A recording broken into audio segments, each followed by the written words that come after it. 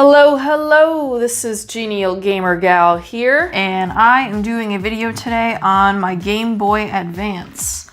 If you're wondering why I haven't done one in the past, it's because I didn't have one before. So I finally got around to picking up a Game Boy Advance, and this one I'm excited about because this one has the modded screen. So the AGS 101, I believe it is, from one of the newer Game Boy Advance SP models. So I'm pretty excited to show this off. So let's get right into it.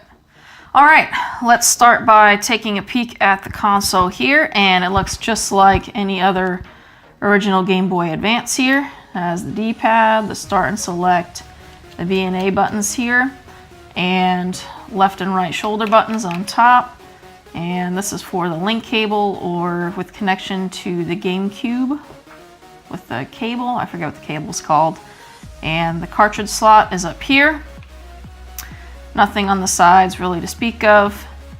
The bottom here is the on-off switch.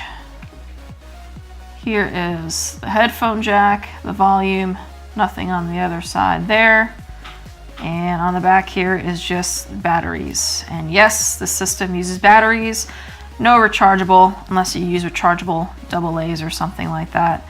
And then the screen on the front here is the AGS 101 model. We'll see it in action in a moment.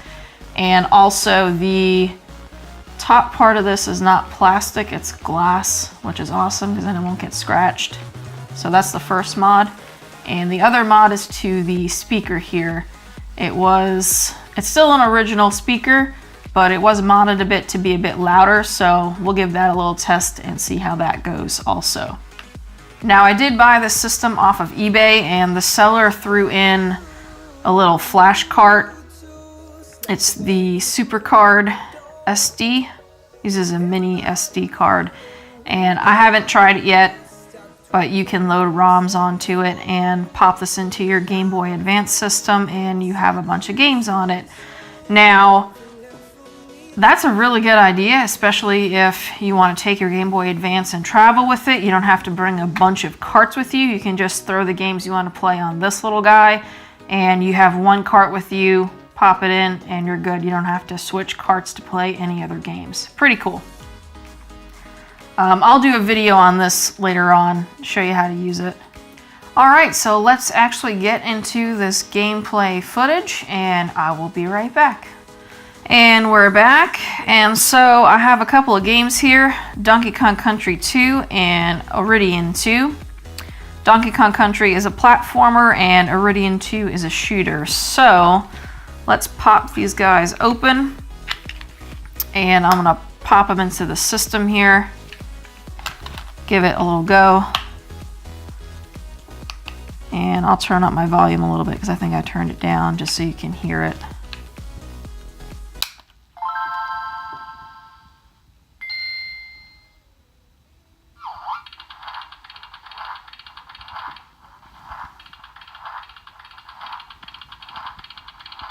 And there it is. There we go, got it to focus.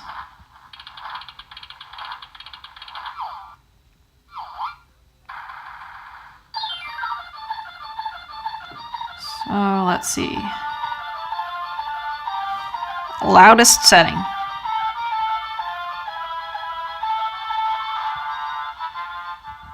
Okay, I'm gonna turn it down now so nobody gets mad. But the screen looks really awesome. It's really bright. I don't even have a light on right now. It's just solely powered on its own, and it looks really great. Any color oddities is usually my camera. It has some trouble with color sometimes, and I'm filming from a phone, so I mean, that happens sometimes. But I mean, the color looks absolutely awesome. It's vibrant. No problems with the color at all. So let's just hop in a board here. And I did start playing this a little bit, so the save game does work. It can handle saves on this system. You never know sometimes. All right, I just picked a level.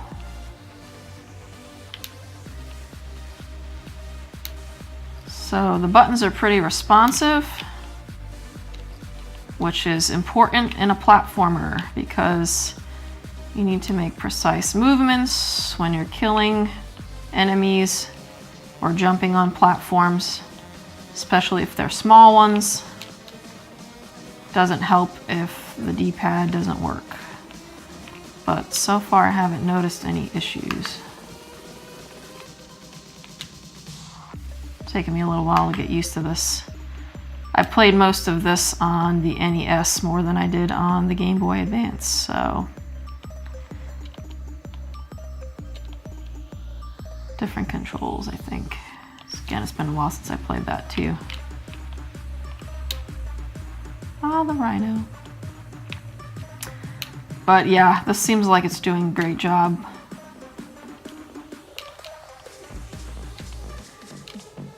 Handling the gameplay here. Let's kind of go through a little bit.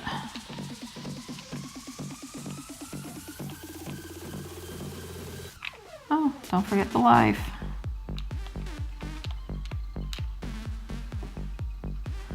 All right, Donkey Kong Country there. Made it through the level. And D-pad was good, buttons were good, screen looks absolutely awesome. Can't go wrong with the screen. All right, I'm gonna pause this right here and we're gonna pop in the next game here. All right, the next game I have here is Iridium 2. Here it is. This one is a shooter. And I'm going to tell you up front, I am not very good at this game. But I will do my best.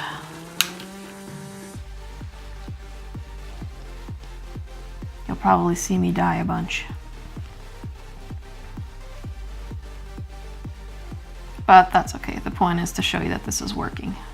Which it is, with the sound also. Which sounds awesome.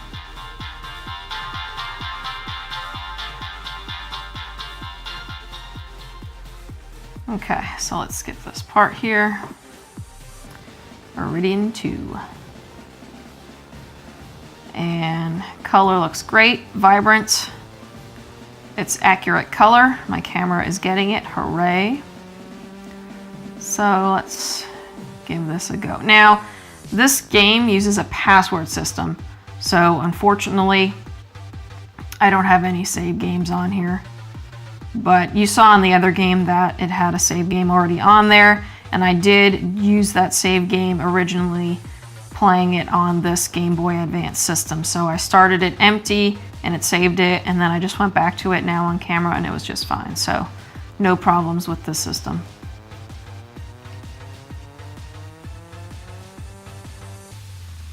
All right, I just picked something.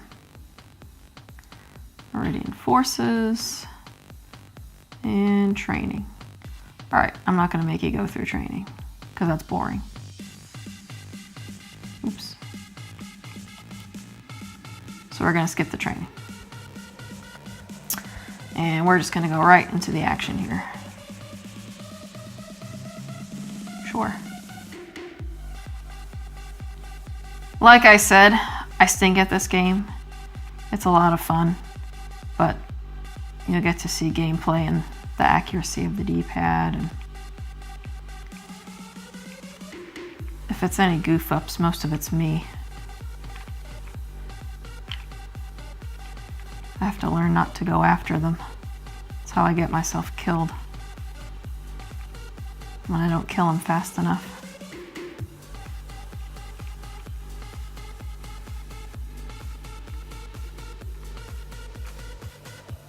I don't like these things. They track you.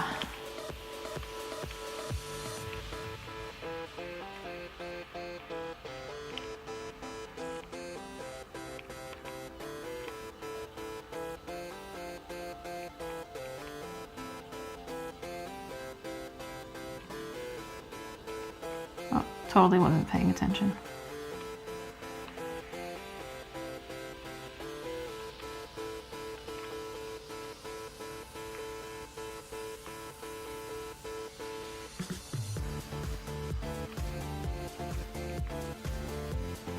Not too bad.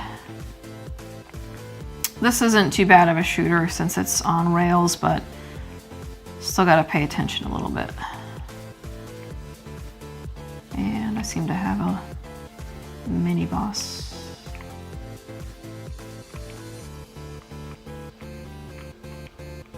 Oop, right in his shoot zone. Okay. But this is working pretty well, and I can go forward and backwards and left and right and up and down, or vertical.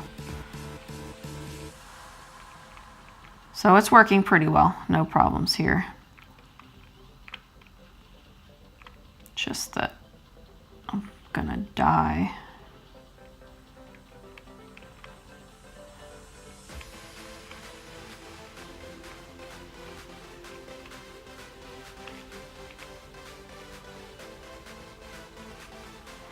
All right, this is kind of a long level, so I think I'm gonna pause it right here.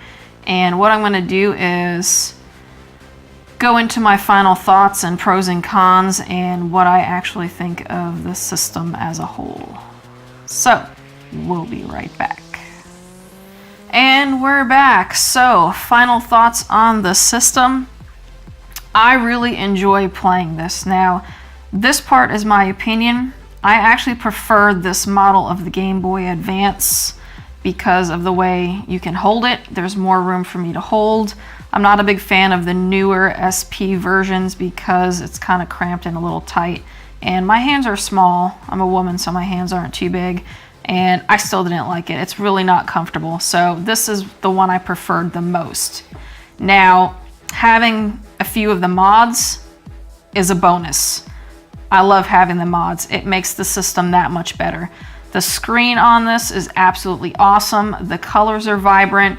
I didn't notice any dead pixels in it. It is really great. The speaker, it's loud. I didn't hear any crackling. It sounds great, picks up the audio great, no problems. A couple of little things.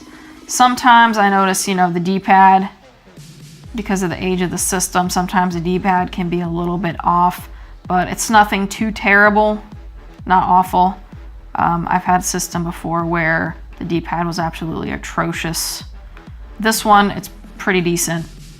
Odd issue here with the headphone jack.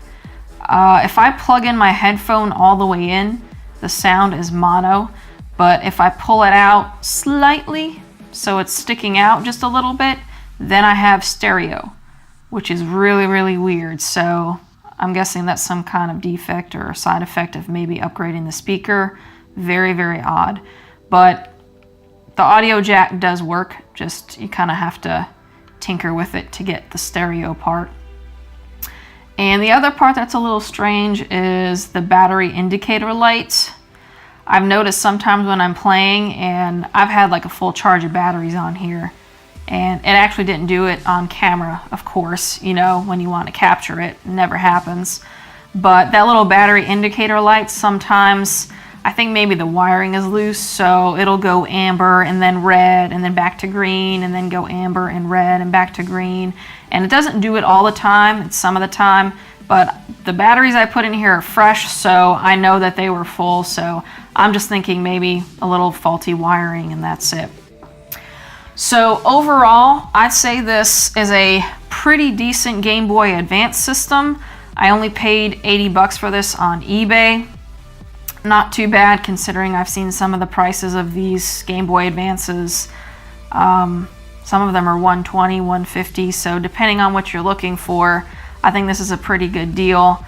Just with a couple of glitches here and there, but nothing too major. Overall, I think this is a pretty good deal for your money here. So if you're looking for a Game Boy Advance, I will put the link in the description. Just keep in mind of a couple of those shortcomings that I did mention, and you can decide if you can live with those or not. All right, that wraps it up for this video. Please stay tuned for other gaming videos. Thank you for watching. I really appreciate it. Have a good one.